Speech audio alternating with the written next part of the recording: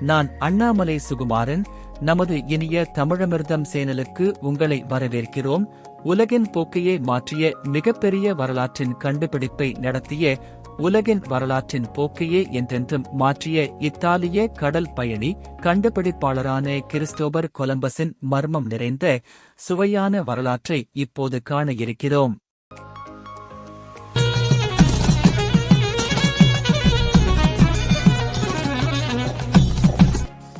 15ஆம் நூற்றாண்டின் பிற்பகுதியில் ஐரோப்பா முழுவதும் புதிய நிலப்பகுதியை தேடிய பயணத்தில் பரபரப்பாக இருந்தது. ஆட்சியில் இருந்த மன்னர்கள், நாடுகளின் தலைவர்கள் புதிய வர்த்தக பாதைகள், செல்வம் குவிந்திருந்த இயற்கையான நாடுகள் இன்னமும் ஐரோப்பியர்களால் கண்டுபிடிக்கப்படாத நிலங்களை கடலில் தேடினர். அப்போது தைரியமான, அதிக மதிநுட்பம் கொண்டு உறுதியான, சிறந்த மாலுமியான கிறிஸ்டோபர் கொலம்பஸ் அவருக்கு வாய்ப்பளிக்கும் புரவலர்களை தேடினார். 1492 கொலம்பஸ் ஸ்பெயினில் இருந்து தனது முதல் பயணத்தை தொடங்கினார். அவரது இலக்கு அட்லாண்டிக் கடல் வழியாக மேற்கு நோக்கி தொடர் பயணம் செய்வதன் மூலம் ஆசியாவிற்கு, குறிப்பாக இந்தியாவிற்கு நேரடி கடல் வழியை கண்டறிய முடியும் என்ற அவரது முடிவுதான் காரணம். ஆனால் நீண்ட கடுமையான கடல் பயணத்திற்கு பிறகு அவர் ஒரு நிலப்பரப்பை அடைந்தார். ஆனால் அவர் இந்தியாவை அடைவதற்கு பதிலாக வேறு ஒரு செல்வ செழிப்பு கொண்ட வேறு நிலப்பகுதியை கண்டார். ஏனெனில் உலகம் உருண்டை என்று அவர் நம்பினார். ஆனால் உலகின் சுற்று பாதையின் தொலை தூரம் யாருக்கும் புரியவில்லை. அது குறைவாக மதிப்பிடப்பட்டது. எனவே முதலில் கண்ட நிலப்பரப்பை இந்தியா என்று நினைத்தார். அக்டோபர் 12, 1492 அன்று கடலில் மேற்கொண்ட கடுமையான பயணங்களின் பிறகு கொலம்பஸ் மற்றும் அவரது குழுவினர் ஒரு நிலப்பரப்பில் இறங்கினர். அது பின்னர் பஹாமாஸ் என்று ஆனது. அங்கிருந்த பழங்குடியினரான லூகாயன் மக்களுக்கு குவானாஹானி என்ற பெயர் நிலைத்தது. இதுவே அமெரிக்க நாடுகளுடன் ஏற்பட்ட முதல் ஐரோப்பிய தொடர்பு ஆனது. கொலம்பஸின் அத்தகைய பயணங்கள் மூலம், அதிக கடல் வழிபயணங்கள் மூலம் நாடு கண்டுபிடிக்கும் முறைகள் தொடங்கின. பிறகு கண்டுபிடித்து நிலப்பகுதி, கரை இறங்கிய நாடுகளின் இயற்கை ஆதிக்குடிகளை வஞ்சகமாக அடக்கி ஆக்கிரமிப்பு செய்வதன் மூலம் காலனித்துவம், புதிய நிலப்பகுதிக்கு உயிரியல் பரிமாற்றங்கள் மூலம் அத்தகைய டிரான்ஸ் அட்லாண்டிக் வர்த்தகத்திற்கு வழிவகுத்தன. உலகின் கண்டறியாத நிலப்பரப்புகள் இணைந்து இப்போது புதிய உலகம் உருவானது. இப்போது கண்டறியாத கண்டங்கள் ஒரு மர்மமாக இருக்கவில்லை, ஒரு நவீன சகாப்தம் தொடங்கியது. கிறிஸ்டோபர் கொலம்பஸ் தனது பல அத்தகைய பயணங்களின் போது புதிய கண்டறிந்து நிலப்பகுதியில் வாழ்ந்த பழங்குடி தலைவர்களுடன் சந்தித்தது. வரலாற்றில் முக்கிய தருணங்கள் ஆகஸ்ட் மாறியது. அவைகளின் மூலம் ஆக்கிரமிப்பு நடந்தது. அவைகளில் சிலவற்றை பார்ப்போம். குவாகானகரி, பஹாமாஸ். 1492 தனது முதல் பயணத்தில் கொலம்பஸ் மற்றும் அவரது குழுவினர் குவானாஹானி தீவில் முதலில் தரையிறங்கினர். தற்போது இந்த பகுதி பஹாமாஸில் உள்ள சான் சால்வடார் என்று அறியப்படுகிறது. உள்ளூர் டைனோ தலைவரான குவாக்னகரி கொலம்பஸ் மற்றும் அவரது குழுவினரை வரவேற்றார். இருவரும் முதலில் நல்லபடியாகவே பரிசுகளை பரிமாறிக்கொண்டு நட்புறவை ஏற்படுத்திக் கொண்டனர். இருப்பினும் பிறகு கொலம்பஸின் குழு உறுப்பினர்கள் பழங்குடி மக்களை தவறாக நடத்திய போது பதட்டங்கள் எழுந்தன. இது அவர்களின் உறவுகளில் விரிசலுக்கு வழிவகுத்தது. தலைமை குவாகானகரி உதவி. கொலம்பஸின் முதன்மையான கப்பல் சாண்டா மரியா கடலில் மூழ்கிய போது குவாகானகரி லா நவிதாத் என்ற கோட்டையை கட்டுவதற்கு மரத்தையும் மக்கள் ஆதரவையும் அளித்து உதவியது. கொலம்பஸ் சில குழு உறுப்பினர்களை லா நவிடாவில் விட்டுவிட்டு திரும்பி வருவதாக உறுதியளித்தார்.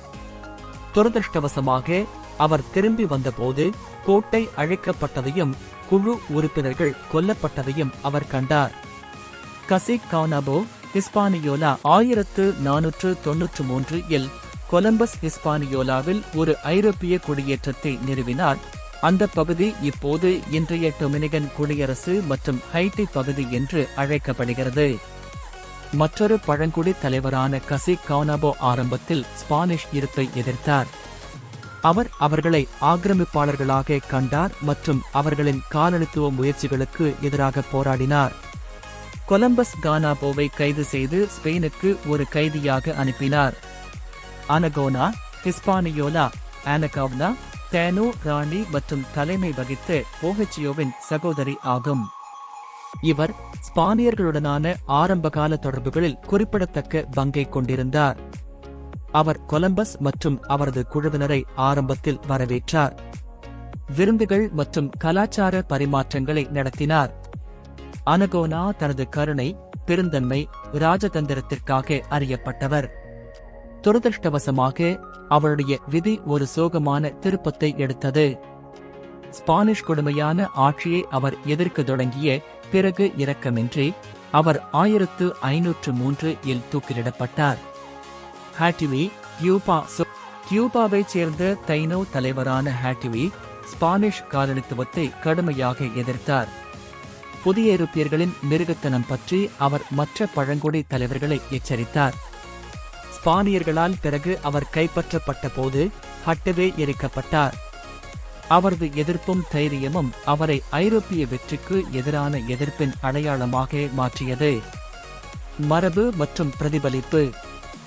இத்தகைய பூர்வ குடிகளின் சந்திப்புகள் கலாச்சார பரிமாற்றம், நாகரிகங்களுக்கு இடையிலான மோதல்களின் சிக்கல்களை எடுத்துக்காட்டுகின்றன. பழங்குடி தலைவர்களுடன் கொலம்பஸின் தொடர்புகள் வரலாற்றின் போக்கை வடிவமைத்து இரு தரப்பிலும் நீடித்த தாக்கங்களை ஏற்படுத்தியது. இந்த கணக்குகள் வரலாற்று பதிவுகளிலிருந்து வந்தவை என்பதை நினைவில் கொள்ளுங்கள். மேலும் விளக்கங்கள் மாறுபடலாம். குறிப்பு: இதில் குறிப்பிடப்பட்ட தகவல்கள் வரலாற்று ஆதாரங்கள் மற்றும் அறிவார்ந்த ஆராய்ச்சி அடிப்படையிலானவை. முன்பே பதிவு செய்யப்பட்ட ஆதாரங்களைத்தான் தேடி தொகுக்கிறோம். கிறிஸ்டோபர் கொலம்பஸ் தனது நெடிய, கடினமான பயணங்களுக்காகவும் புதிய உலகின் கண்டுபிடிப்புகளுக்காகவும் கொண்டாடப்பட்டாலும் அவரது வரலாறு தொடர்பாக பல சர்ச்சைகள் உள்ளன. அவற்றில் சிலவற்றை ஆராய்வோம். பழங்குடியின மக்களுக்கு கொடுமையானவர். அவர் பயணம் செய்து சந்தித்த பழங்குடி மக்களுடன் கொலம்பஸின் தொடர்புகள் பெரும்பாலும் மிருகத்தனமானவை. அவர்களில் பலரை அடிமைப்படுத்தி, கட்டாய உழைப்பு, வன்முறை மற்றும் நோய்களுக்கு உட்படுத்தி கொன்று குவித்தார். அவரது நடவடிக்கைகள் கரீபியன் மற்றும் அதற்கு அப்பால் உள்ள பூர்வீக மக்களின் அழிவுக்கு முக்கிய பங்களித்தது. புவியியல் பற்றிய தவறான புரிதல். அனைவரும் நினைப்பது போல அப்போது இருந்த பிரபலமான நம்பிக்கைக்கு மாறாக கொலம்பஸ் பூமி உருண்டை என்பதை நிரூபிக்கவில்லை. அவரது காலத்தில் பெரும்பாலான படித்த மக்கள் ஏற்கனவே பூமியின் கோள வடிவத்தை ஏற்றுக்கொண்டனர். இருப்பினும் அவர் பூமியின் சுற்றளவை குறைத்து மதிப்பிட்டு விட்டார். முதலில் கண்ட நிலப்பகுதியை இந்தியா என்று நினைத்துவிட்டார். அவர் மேற்கு நோக்கி பயணம் செய்வதன் மூலம் அடுத்த பகுதியில் இருக்கும் ஆசியாவை அடைய முடியும் என்று நம்பினார். மாறாக அவர் அமெரிக்கா மீது கால் பதித்தார். காலனித்துவ மரபு. கொலம்பஸின் பயணங்கள் அமெரிக்காவின் ஐரோப்பிய காலனித்துவத்திற்கு வழிவகுத்தன. இது கலாச்சார பரிமாற்றத்தை கொண்டு வந்தாலும் இது ஆங்காங்கே அமைதியாக வாழ்ந்து கொண்டிருந்த பழங்குடி சமூகங்களின் இடப்பெயர்ச்சி மற்றும் துன்பத்திற்கும் வழிவகுத்தது. பூர்வீக கலாச்சாரங்கள், மொழிகள் மற்றும் மரபுகள் மீதான காலனித்துவத்தின் தாக்கம் ஒரு சர்ச்சைக்குரிய பிரச்சனையாகவே உள்ளது. அவரது நோக்கங்கள் மீதான சர்ச்சை. கொலம்பஸின் முதன்மை உந்துதல் என்பது ஆய்வு மட்டும் அல்ல, தனிப்பட்ட ஆதாயம் என்று சிலர் வாதிடுகின்றனர். அவர் ஸ்பானிய முடியாட்சியிடமிருந்து செல்வம், புகழ் மற்றும் பட்டங்களை தேடிப் பெற்றார். வரலாற்று திருத்தல்வாதம். காலப்போக்கில் வரலாற்றில் கொலம்பஸ் மிகவும் மகிமைப்படுத்தப்பட்டார், அதே சமயம் மிகவும் இழிவுபடுத்தப்பட்டார். சிலர் அவரை இரண்டு உலகங்களை இணைத்து ஒரு ஹீரோவாக பார்க்கிறார்கள். மற்றவர்கள் அவரை அடக்குமுறையின் ஒரு அடையாளமாக பார்க்கிறார்கள். வரலாற்று புத்தகங்களிலும் அறிவியல் விவாதங்களிலும் அவரது வாழ்க்கையை எவ்வாறு துல்லியமாக சித்தரிப்பது என்பது பற்றிய விவாதங்கள் இன்னமும் தொடர்கின்றன. நினைவில் கொள்ளுங்கள், வரலாறு என்பது எப்போதுமே சிக்கலானது. கொலம்பஸின் கதை அதற்கு விதிவிலக்கல்ல. உலகில் வரலாற்றில் அவரது தாக்கத்தை பற்றி விவாதிக்கும் போது பல வேறுபட்ட கண்ணோட்டங்களை கருத்தில் கொள்வது அவசியமாகிறது.